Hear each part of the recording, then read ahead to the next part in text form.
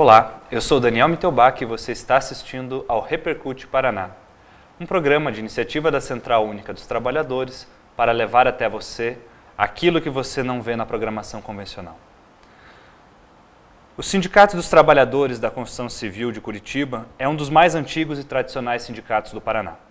Seus representantes participaram ativamente da construção da Central Única dos Trabalhadores no Paraná e no Brasil. Atualmente, o Sintracom atua em várias frentes para garantir a defesa dos direitos dos trabalhadores da construção civil no acelerado ritmo das Copas do Mundo e também para unificar as negociações com a Petrobras. Para falar sobre as lutas do Sintracom, convidamos o presidente do sindicato, Domingos de Oliveira. Domingos, obrigado pela sua presença aqui conosco hoje. Nós que agradecemos. Bom, Domingos, você pode começar dizendo para a gente qual é a situação hoje dos trabalhadores da construção civil aqui em Curitiba e região? Curitiba, com esse crescimento da construção, houve um avanço muito grande, tanto que chegou uma época que estava faltando mão de obra. Agora deu uma estabilizada, até porque no início aí dos programas do governo Minha Casa Minha Vida, o setor empresarial majorou bastante o preço do imóvel, hoje está quase que sobrando imóvel no setor. Então isso estabilizou um pouco, mas ainda tem muita frente de trabalho, tem muito trabalhador trabalhando com carteira assinada e muita procura ainda de mão de obra. E com esse grande crescimento que a gente teve aqui, além do aumento da oferta de trabalho, aumentou também os salários, os rendimentos, as condições de trabalho desses trabalhadores ou não? Sim, aumentou bem. Nós tivemos em todas as convenções coletivas, desde desse crescimento, nós fechamos todas as convenções com um aumento real do salário, e aumentos bons do real de salário, como há muito tempo não havia. Além dos acordos coletivos por empresas, que após fechar uma convenção, vai vindo acordos que são bastante benéficos à categoria. E a gente percebe hoje, até mesmo por conta desse aquecimento do mercado, que muitas vezes a falta de alguns profissionais em algumas áreas específicas, né? Às vezes o cara que vai finalizar, o azulejeiro, um ou outro profissional acaba faltando. Há algum tratamento diferenciado nesse sentido? Como é que você garante, né, o direito de todos os trabalhadores da mesma forma? Nós temos um debate em cima disso que é um pouco complicado. Um pouco que afastou esse profissional do setor é o próprio empresariado. Porque mesmo que nós tivemos avanços com aumentos reais de salário, ainda o salário é baixo. E um profissional que tem essa capacidade de produção e ganha muito mais produzindo por conta, ele acaba afastando do setor. Então, um pouco do afastamento é isso. O setor empresarial foi, no longo dos anos, sucateou tanto os salários que essa mão de obra se afastou-se do setor e não está conseguindo recrutar gente, mesmo aprendiz. E como é que o sindicato tem feito hoje esse trabalho, e principalmente fiscalização, né? A gente sabe que às vezes há uma atenção mais especial nas grandes obras, né, em construções maiores, mas muitas vezes a gente sabe que há necessidade de atenção desde, né, do profissional que é contratado aí particularmente, fazer uma reforma residencial, até, né, o peão que está trabalhando numa grande construção, num grande prédio. Nós atuamos em todas as frentes, todas. Nós temos 14 diretores afastados, mais 4 subsede, sede em Curitiba, mais 4 subsede na região metropolitana. E esses diretores, eles têm o trabalho de visitar principalmente as obras pequenas, que é onde está a informalidade. E acredito que a gente tinha que... Aí é uma coisa mais essencial, você tem que mudar, acho que talvez na lei, o sistema de liberação do fundo de garantia para que possa combater essa informalidade, porque é muito grande. A fiscalização que tem o poder da caneta, que é os auditores do Ministério do Trabalho, são muito pouco para tanta demanda. Isso é uma realidade a nível de Brasil. E, bom, recentemente, o sindicato também encampou uma luta aí pelo acordo nacional com a Petrobras, né? Uma vez que a gente sabe que existem, né, os chamados trabalhadores de trecho, que quando sai de uma empresa, né, para outra, tudo muda, não tem estabilidade nenhuma nas condições. Como é que, né, conta um pouquinho melhor para a gente como é que é essa história e qual é o acordo que o sindicato vem tentando hoje.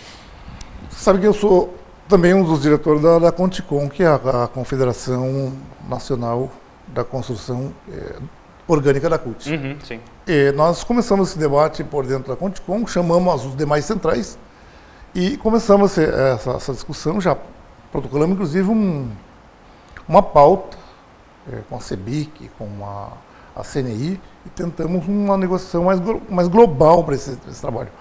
Porque o que acontece? O Brasil ele tem diferenças de salários. O salário aqui do Sul não é o mesmo do Norte, Nordeste. Quanto mais para o Nordeste, mais baixos são os níveis salariais. E esse trabalhador que nós chamamos do peão de trecho, que é o que roda o Brasil, ele tem quase que um vício de trabalhar em área industrial. Ele sai daqui e vai para outra. Ele sempre está ou está em barragem ou está em áreas de Petrobras. Se a gente conseguir num acordo, negociar as coisas básicas, por exemplo, salariais, vale compras, cestas básicas, que são coisas econômicas, as outras coisas, a segurança, elas são todas igual. O problema nosso é salário. Os salários não são iguais. Exemplo, um cidadão que sai da Bahia e vem para o Paraná, o salário dele é bem mais alto. Volta para a Bahia, cai o nível salarial dele. Então é uma preocupação muito grande a necessidade de se unificar, principalmente os salários. E há essa concorrência, inclusive, entre as próprias empresas aí puxando o trabalhador de um lugar para o outro, tentando tirar o cara de uma obra para outra. Como é que... Mas não é o grande problema. O grande problema é salários, porque o trecheiro ele conhece as áreas. Ele sabe que, por exemplo, está encerrando aqui na Petrobras, encerrou agora há pouco tempo, ainda tem algumas retoques, mas são pequenas. Mas tem um projeto de 2014 de retomar. E são obras que é temporária. Por aí 1 ano, 2 anos vai embora. Mas as empresas tomadoras são as mesmas. Sim. E é muito complicado. Ele está trabalhando na Odebrecht. Vamos falar da Odebrecht, que é uma empresa maior do Brasil. Vou citar como exemplo. Ele sai da Odebrecht e vai para a Bahia, trabalhando na Odebrecht. Aqui ele tem salário X, chega lá vai ganhar bem menos. Aqui ele tem uma cesta, um vale-compras que nós fechamos, o último acordo, nós fechamos com 420 por mês de vale-compras. Chega lá é 220, 270. É uma queda muito elevada. Sim. Por isso que há necessidade de se fechar um acordo único. E então, na verdade, assim, né, até pelos exemplos que a gente está citando aqui, não é uma situação exclusiva, né, das grandes construtoras, das empresas privadas. A gente vê o poder público também, né, praticando esse tipo de coisa, como é o caso da Petrobras e outras empresas públicas no contrato dos trabalhadores, acabarem seguindo a mesma lógica da iniciativa privada. Além de seguir a mesma lógica, tu observa que as licitações, os preços são os mesmos. Ela leva em conta o preço de obra. Não importa se ele é no sul ou no norte. Sim. Então, a gente entende que, além da necessidade, há poder nas empresas de unificar esses salários. Quer dizer, sendo a licitação a mesma, na verdade é a empresa vencedora da licitação que está levando algum a mais. É uma vantagem, sim, não é dúvida.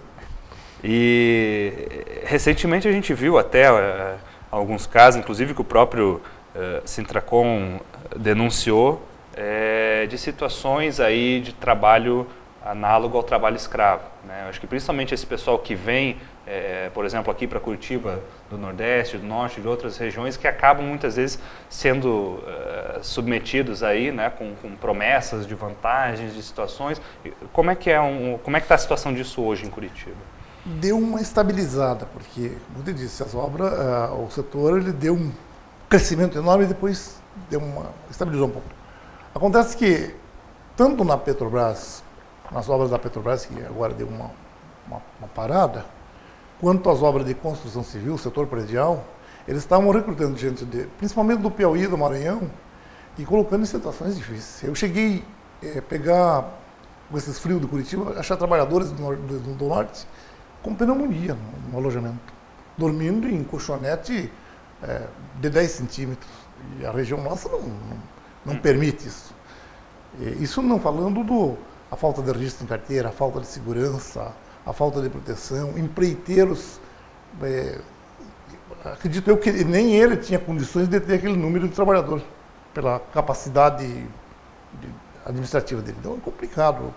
Acabamos acertando isso através do Ministério Público, mas sempre com a empresa principal, a tomadora, a que terceirizava o gato que trazia o pessoal lá. Sim. E só para a gente até fechar essa questão do acordo nacional, qual que é hoje a perspectiva aí de avanço para conseguir fechar, né, esse acordo?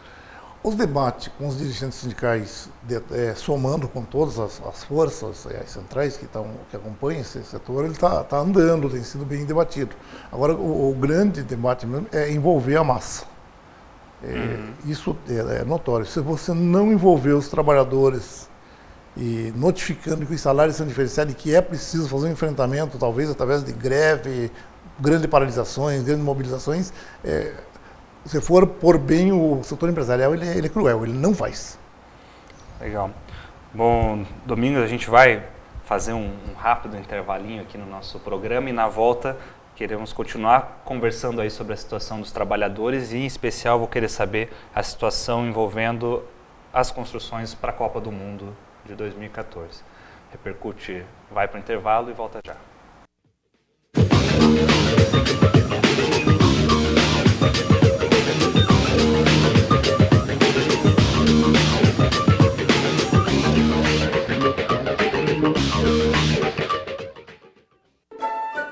Ei, Coelho, vamos passear na floresta?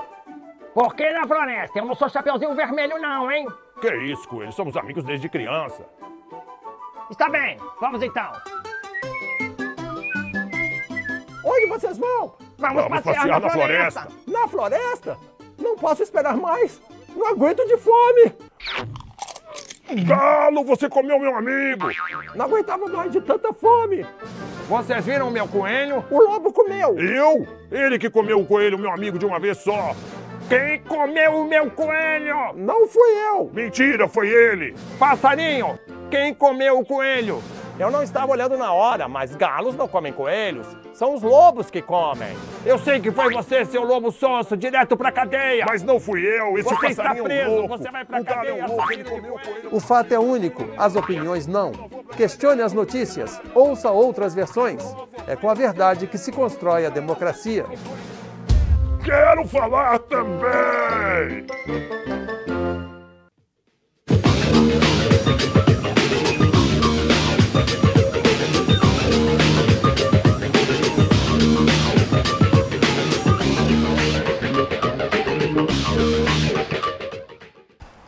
Estamos de volta com o Repercute Paraná, conversando hoje com o presidente do Sindicato dos Trabalhadores da Construção Civil de Curitiba e Região Metropolitana, Domingos de Oliveira.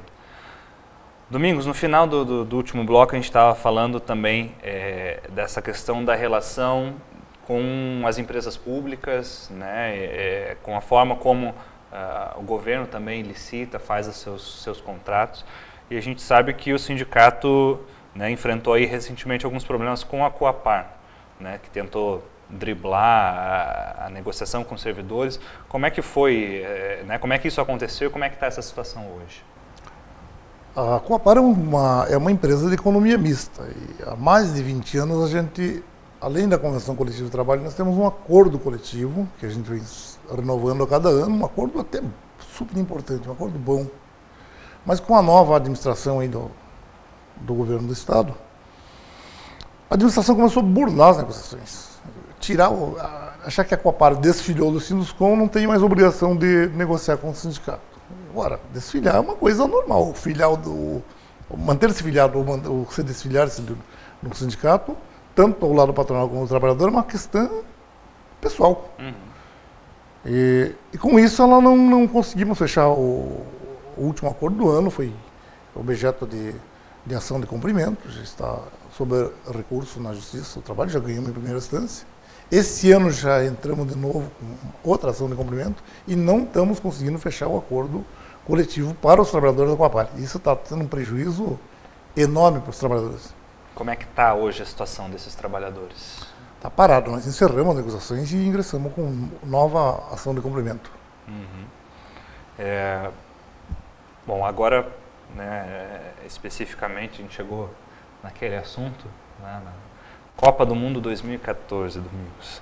A gente sabe que Curitiba vai ser uma das cidades sedes, né? E eu acho que mais até do que a população que começa agora a se preparar para o evento ano que vem, a gente vê que, né, em especial o Sintracom, né, e alguns outros sindicatos mais próximos com essa questão das obras, do preparo, né, para as questões da Copa do Mundo, o Sintracom já vem aí desde 2010, né, puxando uma campanha pelo trabalho decente, pelas condições de trabalho. O que vocês observaram nesses anos todos de obra aqui na Arena e das obras que têm a ver com a Copa do Mundo? Como é que está hoje a situação dos trabalhadores? A situação dos trabalhadores está mais ou menos organizada, porque as empresas que tocam essas obras grandes de licitação é diferente de uma pequena empresa que toca pequenas obras, que inviabilizam uma série de coisas, inclusive negociação. As grandes não, ela pega, se tiver que mudar alguma coisa, os trabalhadores, há a possibilidade de se mobilizar os trabalhadores. Tem espaço, tem gente, tem massa para isso. Então essas obras estão andando. Nós temos aí a Ponte Estaiada, que está já bem adiantado. Tem uma obra da Arena aqui, ela só aumentou porque a FIFA exigiu alguns reparos maiores, mas é uma obra que está quase em conclusão. Então aqui em Curitiba ela não teve muito... Não teve uma obra assim como comparar o Itaquerão, que tem que botar tudo no chão e começar tudo de novo. O Maracanã, o Beira-Rio. A obra da Arena já estava quase que pouca coisa a construir, claro que deu bastante mão de obra. Ainda tem bastante serviço, mas ela está bem adiantada. E aí vem dentro disso, para nós, que representamos os trabalhadores, qualquer tipo de evento dessa forma, ele tem uma importância enorme, porque ele gera emprego. Porque vai mexer com acessibilidade, vai mexer com reforma de estrada, de galerias, novas construções, setor hoteleiro, setor de restaurante, e tudo isso tem que construir ou reformar. Isso para nós abre frente de trabalho e nos dá a possibilidade de fechar bons acordos, bons negócios. Então, o setor trabalhador para nós tem uma grande importância sobre a Copa. Agora, tem uma preocupação, antes e depois. Isso é uma pergunta, agora, como é que vai ficar depois? Isso nós temos já discutido a nível nacional. Tivemos há poucos dias em Cuiabá, visitamos lá a Arena do Pantanal, e um dos nossos debates é como fica depois. E uma grande preocupação também é com a exploração, principalmente a exploração de menores nesse setor, com a vinda de estrangeiros. E sabe que sempre tem por trás da cortina os exploradores desse setor. Isso nós temos muita preocupação. Afinal de contas, apesar de representar os trabalhadores da construção civil, envolvido com eles está os filhos deles, a família dele. E nós se preocupamos muito, é o nosso país, é a dignidade humana. E qual tem sido, de maneira geral, a avaliação, né, da confederação aí, né, pegar todas as obras, você citou algumas já como exemplo, mas qual tem sido, em geral, a avaliação sobre as obras para a Copa do Mundo? Eu sempre fiz uma pergunta, as avaliações para as obras da Copa do Mundo, que são muitas, né? Que não é só construir o estádio. Isso que eu disse agora, o setor hoteleiro foi um setor que construiu, que reformou. Os aeroportos estão tendo bastante obras. O setor de acesso, o setor de transporte também está envolvido, que são companheiros que são de outras categorias, mas também está nesse debate junto com a gente. Para você entender, até o setor de costura está envolvido. Nós tivemos vários debates a nível de Brasil, hoje já está quase se encerrando, porque a Copa já está às portas. Sim. Então, mas houve uma repercussão muito grande. Eu acredito que gerou emprego direto e indireto muito bons. E aí para no ar. De novo, vem a nova pergunta. Depois. A preocupação mesmo nossa é depois da Copa. Porque a Copa dura 30 dias. Sim. E aí, como é que vai ficar? Os grandes elefantes brancos de alguma cidade que nem time profissional tem. E eu lembro até que, né, até por conta do acúmulo do debate, né, da confederação, eu sei que vocês organizaram também nesse período uma série de eventos, de seminários, trouxeram gente de fora também para falar sobre a situação dos trabalhadores. E eu lembro que quando começou esse debate, alguns anos atrás, havia muito a comparação do que havia sido, né, a Copa na África do Sul, né, enfim, as coisas que aconteceram lá, as notícias que chegaram até aqui, da exploração dos trabalhadores, da forma como foi feita, e uma preocupação de que isso se repetisse, né, até certa parte aqui no Brasil. Isso aconteceu, não aconteceu? Como é que foi a atuação de vocês? Aí que não vamos dizer que aqui também não houve tentativa, porque você sabe que nós temos um empresariado selvagem. Se puder explorar, ele explora. Claro que as leis nossas são mais bem elaboradas, elas protegem. E o sindicato do enfrentamento maior, os sindicatos do Brasil, enfim. Mas isso nós conseguimos, nesse mesmo setor de Petrobras, de construção civil com esse crescimento, nós também conseguimos alojamentos em condições difíceis, mas conseguimos negociar e resolver com mais facilidade, até porque tem uma coisa muito preocupante, porque vamos comparar o estádio da Arena da Baixada. A administração não quer que saia na mídia que os trabalhadores que estão construindo a arena estão num alojamento desumano. Isso para eles é ruim. Então é mais fácil de se negociar com esse pessoal. Não vou dizer que não houve tentativa, houve reclamação, há poucos dias teve interdição da obra da arena por alguns problemas de segurança e saúde e segurança do trabalhador, mas isso é coisa quase que normal. Para nós aqui em Curitiba não houve tanta incidência como houve em outros estados. Aqui, para você ter exemplo, não houve nem greve. Uma coisa que me lembra, nós tivemos uma mobilização muito grande o ano passado para a greve, estava difícil de fechar a Convenção Coletiva de Trabalho, nós começamos a mobilizar os trabalhadores para a greve. Começamos um trabalho para a greve mesmo, fazendo assembleia localizada, paralisação localizada durante o expediente o dia todo. E uma das preocupações da imprensa, vai parar a arena? E a resposta era clara, vai parar primeiro. Esse é o papel do sindicato. E isso também dá um peso na hora de negociar com o patronato. Tem essa importância.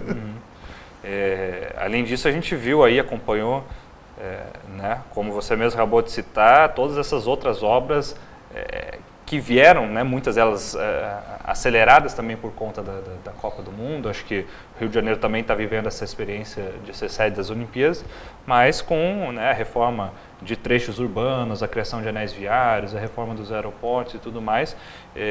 Então, né, se aumentou a frente de trabalho, também aumentou e muito o trabalho do sindicato nesse período. Né? Sem dúvida, isso é a coisa mais notória que existe. Aumentou o número de greve também, né?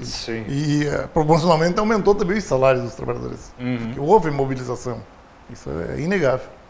E qual a perspectiva agora para o futuro, para a construção civil, em especial, né, para os trabalhadores? Né? A gente sabe que, né, às vezes tem um jovem trabalhador aí que está nos assistindo, pessoal interessado, ainda formando, né, se formando para alguma área. E qual é o futuro, né, tanto do mercado quanto dos próprios trabalhadores na construção civil, Domingos? Bom, a construção civil em si, os estádios são obras grandes. Permanece. Terminou, acabou, parou por ali. Uma coisa importante, a melhoria do acesso, que é os corredores de transporte, se ele melhora também fica, então houve melhoria. E quando você melhora o acesso, proporcionalmente se constrói mais em volta do acesso. Isso é importante. Então, acredito que esse crescimento da construção ainda vai ser elevado depois da Copa por um bom tempo, um bom período. Porque quem constrói, constrói. Moradia, obra sempre vai ter. Precisa, e aí o nosso governo federal, nós podemos dar um elogio, que abriu espaço para isso. Tem um crescimento muito grande no país. Um governo que ele enxergou esse lado. Que o país não pode parar. E crescer, um país cresce com construção. Então é um setor que se depender da administração do governo de hoje e dos trabalhadores, ele vai crescer sempre. Vai ter correlação de força com a classe empresarial? Vai ter, isso é notório, mas ele tende a crescer. O país não pode parar. Inclusive, acho que o próprio investimento que hoje tem sido feito na questão da educação também, se a gente olhar a quantidade de cursos técnicos que foram criados nessa área, né, inclusive capacitando cada vez mais os trabalhadores e consecutivamente melhorando a sua condição de trabalho, sua condição de salário também, são notórias. Né? Acho que a tendência é que continue esse processo, né, esses jovens hoje se capacitando, o cara vai fazer um curso técnico de edificações, um técnico de construção e tal, e vai ingressar num mercado que continua em expansão. Essa questão do crescimento da qualificação profissional, ela tem uma importância muito grande. Porque quando o Estado qualifica, tem que achar um lugar para alocar. Isso tem uma responsabilidade grande no Estado e o país vem fazendo isso. Então, eu acredito que essa qualificação vai crescendo, o número de trabalhador qualificado, também, proporcionalmente, tem que crescer o número de espaço para que ele possa trabalhar. Porque não adianta nada formar alguém e não ter onde ele trabalhar. E o sindicato também tem batido nessa tecla. O nosso maior interesse é a qualificação. Eu tenho, inclusive, um debate que eu tenho feito muito, é que nos anos 70 houve uma migração muito forte de trabalhadores do campo para a cidade. E esse trabalhador não tinha... a maioria era semi-analfabeto ou analfabeto completo. Sim. Os filhos desses trabalhadores é o mesmo que isso aqui. E ele qualificou-se.